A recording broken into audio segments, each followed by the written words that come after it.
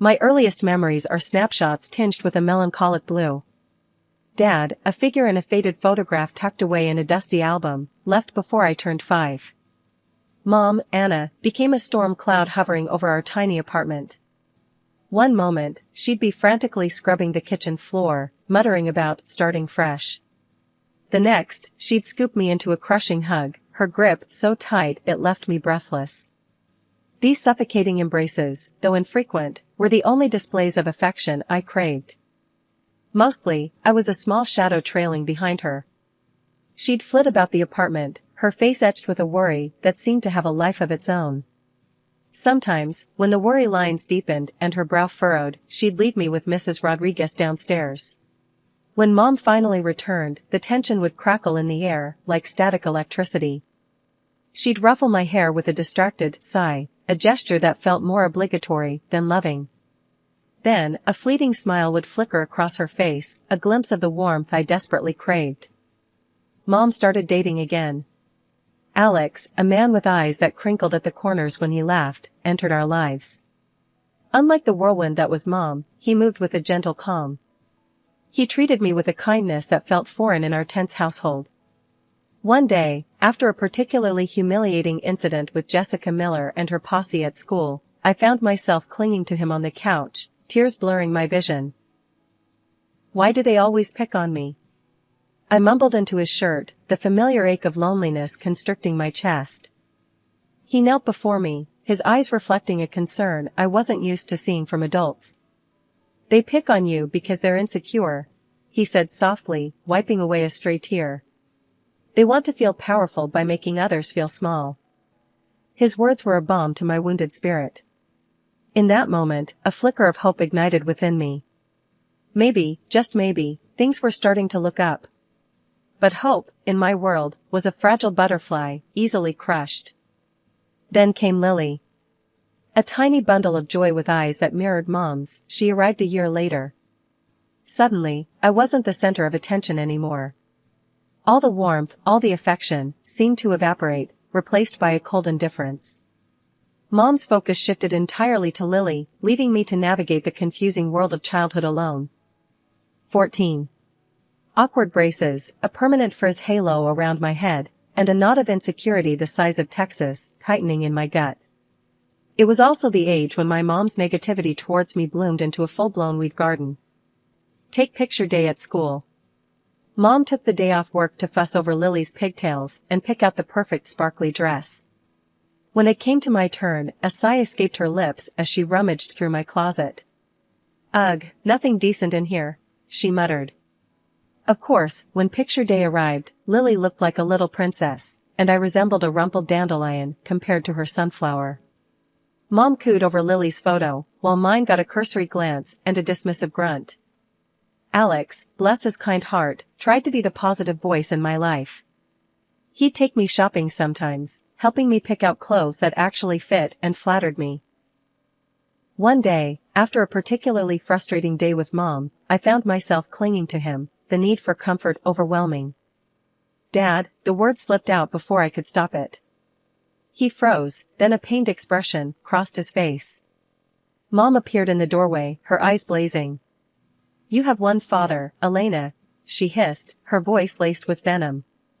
"And trust me, he deserves you." Her words stung like a slap. Alex, sensing the tension, ruffled my hair awkwardly. "Look, it's okay," he mumbled. "It's not okay," I choked out, tears welling up in my eyes. Lily, who had been watching the whole scene unfold with a smug expression, suddenly piped up. "Elena's been bad again, Daddy. She took my candy without asking."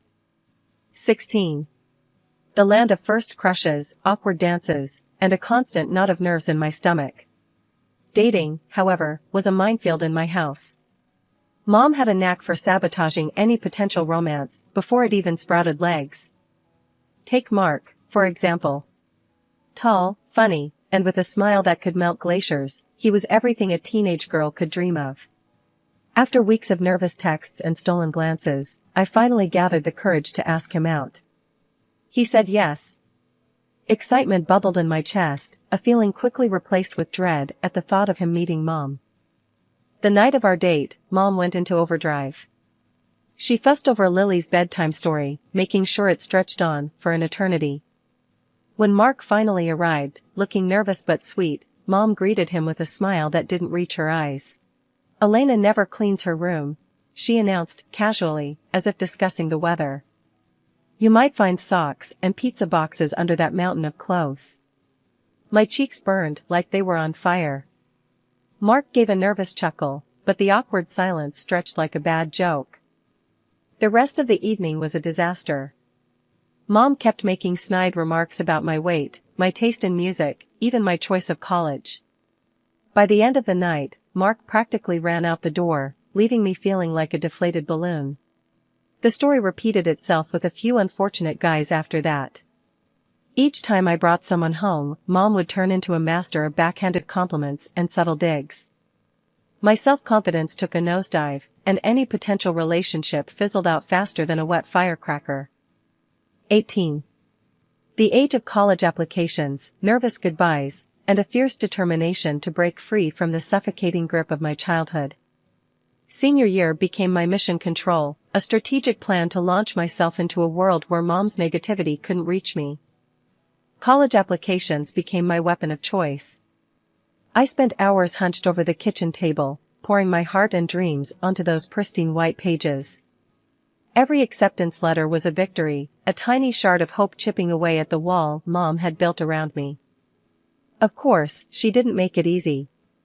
When I announced my acceptance to a university across the state, her reaction was a masterpiece of passive aggression. "Oh, Elena," she sighed, shaking her head. "So far away. How will we ever see each other?" It was a question loaded with guilt, but I wasn't falling for it anymore. "We can video chat, Mom," I said, my voice steady. "Besides, there are these things called airplanes." Alex, my ever-supportive anchor, was thrilled for me. "This is amazing, Elena," he beamed, pulling me into a tight hug. "I'm so proud of you." His words were a warm hug on a cold day. He may not have been my dad by blood, but he felt more like one than the man who walked out on us all those years ago. College was a revelation. Surrounded by people who didn't know my family history, I finally felt like I could breathe. I blossomed in a sea of new experiences, challenging myself academically and forging friendships that felt genuine and supportive. 27. The land of adulting, spreadsheets that never seemed to end, and a tiny apartment that felt like a palace compared to my cramped childhood bedroom. Life, for the most part, was good. My job as an economist kept my brain buzzing, and David, my amazing boyfriend for the past few years, brought a warmth and laughter into my life I hadn't known before. One evening, over takeout Thai food and a bottle of wine, David dropped a bombshell. "So," he said, looking at me with that goofy grin I adored, "I think it's time we met each other's parents." My stomach lurched. Meeting David's folks was easy, a breeze, even. They lived in a cozy house with a backyard that smelled like freshly cut grass, and they welcomed me with open arms. His mom, Sarah, practically smothered me in hugs, and his dad, Michael, spent the entire evening cracking jokes that had me snorting into my napkin. They were warm, funny, and genuinely interested in getting to know me. It felt normal, a word I never dared associate with family dinners in my past life. But the thought of David meeting my, interesting family filled me with dread. How could I explain the years of emotional neglect, the constant jabs, the suffocating negativity? I told him everything, the fights, the tears, the way Mom had chipped away at my self-esteem for years. Lily, unsurprisingly, hadn't gotten any better, now a master manipulator who knew exactly how to push my buttons. David listened patiently, his hand resting gently on mine. "Elena," he said firmly, "I'm marrying you, not your family. They may be baggage, but you're the prize." His words were a balm to my soul, a declaration of love that washed away years of doubt. Maybe, just maybe, I could finally build a happy family of my own, one filled with love, acceptance, and laughter, the kind of family I never had, but the kind I always deserved. My stomach twisted tighter than a pretzel as I dialed Alex's number. This was it. D-Day, for breaking the news about David and the engagement. Hey, Elena. What's up? Alex's familiar voice boomed through the phone. Hey, Alex. I said, taking a deep breath. There's something I need to tell you. I launched into the story, spilling the beans about David, the proposal, and the upcoming wedding. There was a comfortable silence on the other end of the line, then a genuine laugh erupted. Elena, that's fantastic. I'm so happy for you both. His words washed over me like a warm wave, easing some of the anxiety knotting my insides. Listen, he continued. You gotta bring him over for dinner. Let me meet the guy who finally snagged you. David, bless his supportive heart, was all for it. So, a few weeks later, we found ourselves pulling up to my childhood home, a place that still held a strange mix of nostalgia and dread. Mom answered the door, her face breaking into a surprised smile. Elena, you came to visit? And who is this handsome fella? Mom, this is David, my fiance, I said, offering a tight smile. David stepped forward, extending a hand. It's a pleasure to meet you, Mrs. Turner. Mom beamed, shaking his hand a little too enthusiastically. The pleasure's all mine, dear. So, David, what do you do for a living? David, oblivious to the undercurrent of Mom's question, launched into a detailed explanation of his work as a director at a large company. Alex, ever the smooth operator, chimed in with jokes and stories, keeping the conversation flowing. Lily, of course, wasn't about to be outdone. She spent the entire meal batting her eyelashes at David, interrupting our conversations to pepper him with inane questions about his job and hobbies. Mom, ever the doting mother, fawned over Lily's every word, a stark contrast to the thinly veiled barbs she kept throwing my way. Elena, honey, she'd say, her voice dripping with fake sweetness. You really should take some fashion tips from Lily. That dress you're wearing, well, it's not exactly flattering. David, thankfully, seemed oblivious to the digs. But I knew exactly what Mom was doing. She was subtly putting me down, making me feel insecure right in front of my fiancé. The entire dinner felt like a twisted performance, a play where I was constantly reminded of how I wasn't good enough, not pretty enough, not successful enough. By the time dessert rolled around, I was ready to run screaming. As soon as it was polite, we made our excuses and left. The moment we were safely buckled into the car, David let out a long sigh. Your mom, she's a character, isn't she? He said, a hint of amusement in his voice. Yeah, I muttered, a wave of exhaustion washing over me. She can be. He squeezed my hand gently. But hey, we made it through dinner, right? He was right. We had. And even with Mom's negativity hanging in the air like a bad smell, the simple act of holding David's hand filled me with a sense of strength and purpose. This was my future, a future I was building with him, not with my dysfunctional family. The warm glow of post-dinner satisfaction lingered in the air as David and I curled up on the couch, poring over wedding magazines. We envisioned a small, intimate ceremony in a charming vineyard, surrounded by the people who loved and supported us. It was perfect. Then, the next morning, the dream shattered into a million pieces. My phone buzzed with David's name, his usual cheerful ringtone replaced by a ringing that sent a shiver down my spine. Elena, he said, his voice tight with a mix of anger and disbelief. We have a problem. My stomach lurched. What's wrong? He took a deep breath. Your mom. The blood drained from my face. What did she do this time? David explained, his words hitting me like punches. Mom, the ever-reliable manipulator, had somehow unearthed his work phone number. And instead of a congratulatory call, she'd unleashed a verbal tirade that would make a sailor blush. Apparently, in her twisted world, I was the epitome of inadequacy, ugly, dull, and lacking any social graces. It didn't stop there.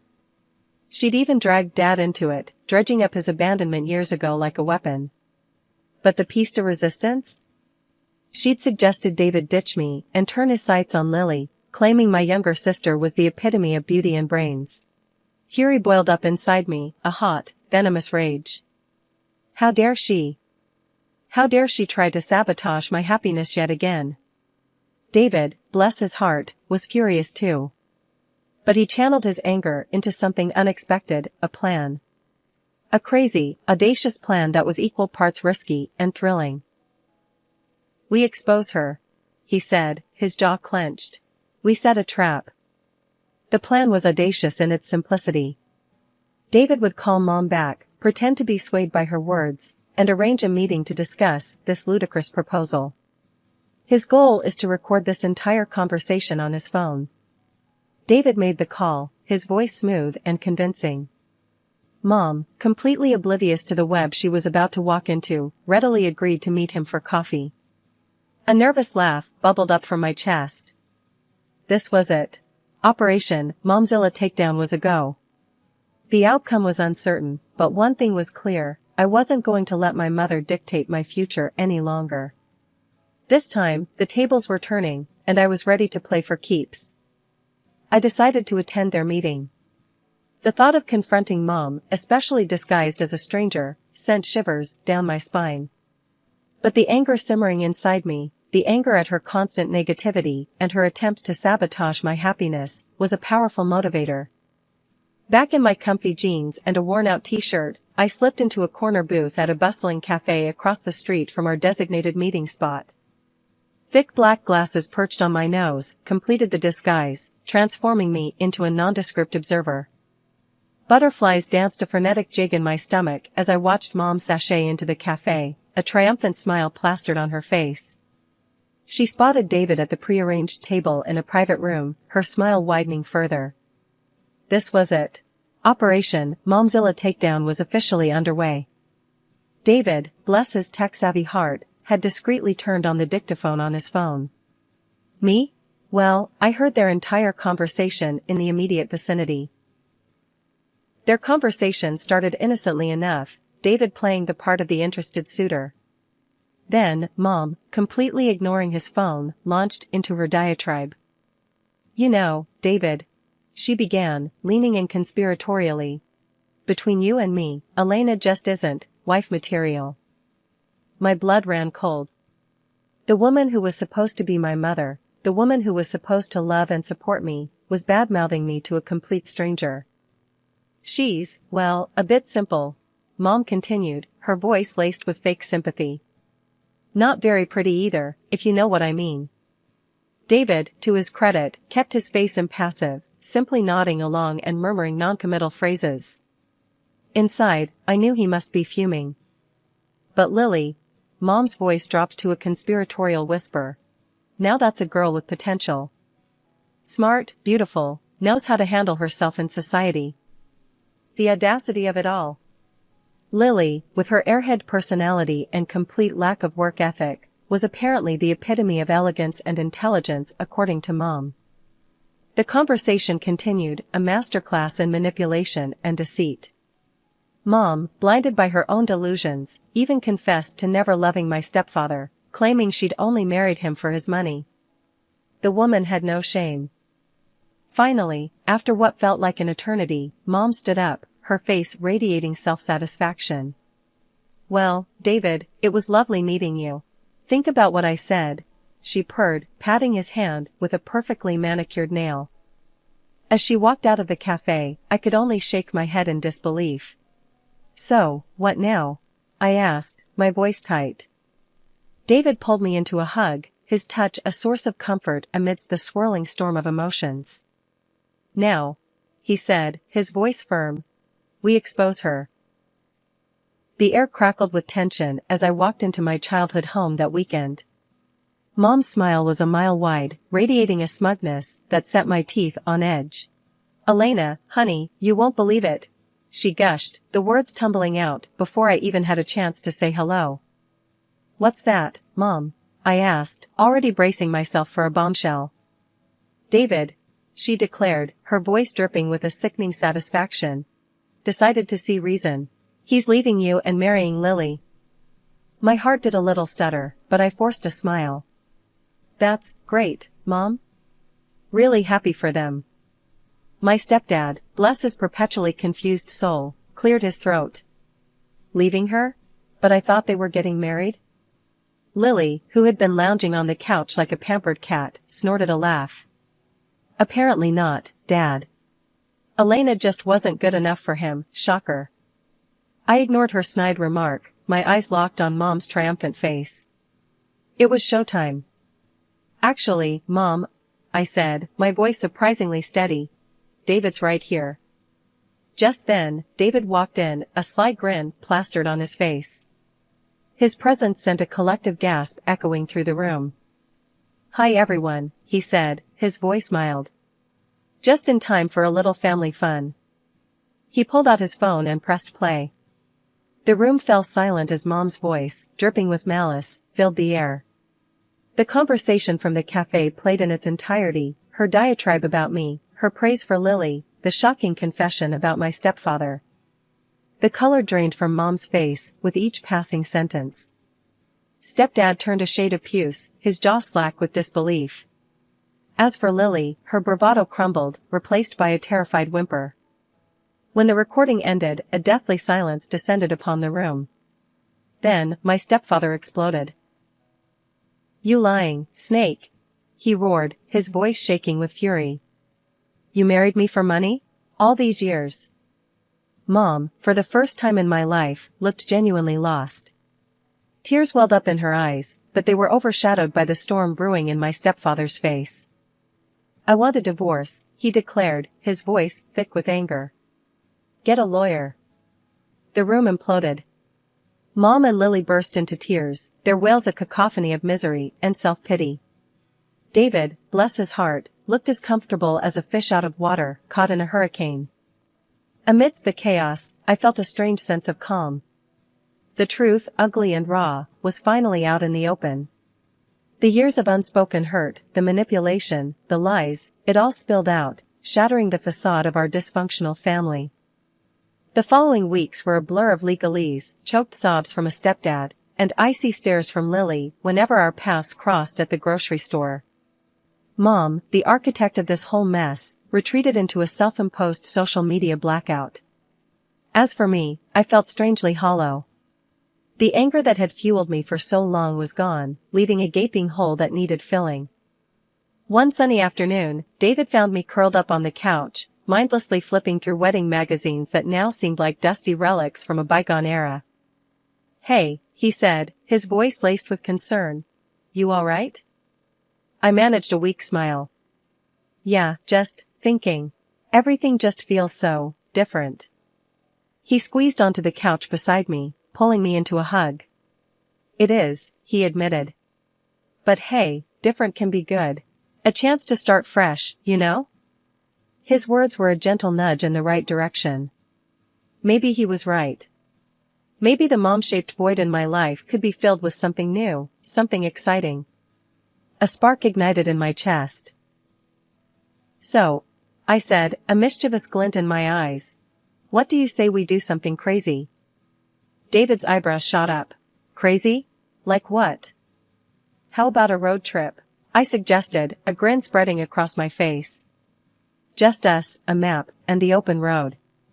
No expectations, no timelines, just pure adventure. You had me at road trip, he declared. And so, our plans took a sharp turn. The meticulously planned vineyard ceremony morphed into a spontaneous cross-country adventure.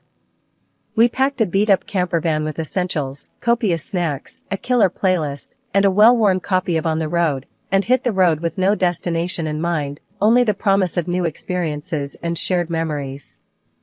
Fast forward a year, and David and I were standing at the altar, exchanging vows under a canopy of fragrant flowers. It wasn't the elaborate ceremony I'd once envisioned, but it was perfect. Instead of a disapproving mother, my stepdad, recently divorced and estranged from Lily, walked me down the aisle. The tears in his eyes were a mixture of pride and regret, and as he squeezed my hand, he muttered, You know, kiddo, I always knew you'd find your happily ever after. Life after the wedding settled into a comfortable rhythm. David and I built a life together, filled with laughter, love, and the occasional road trip adventure. My stepdad became a regular visitor, regaling us with stories from his travels and dropping not-so-subtle hints about wanting to be a grandpa. With a laugh, I'd reply, "Don't worry, you'll be the best grandpa ever."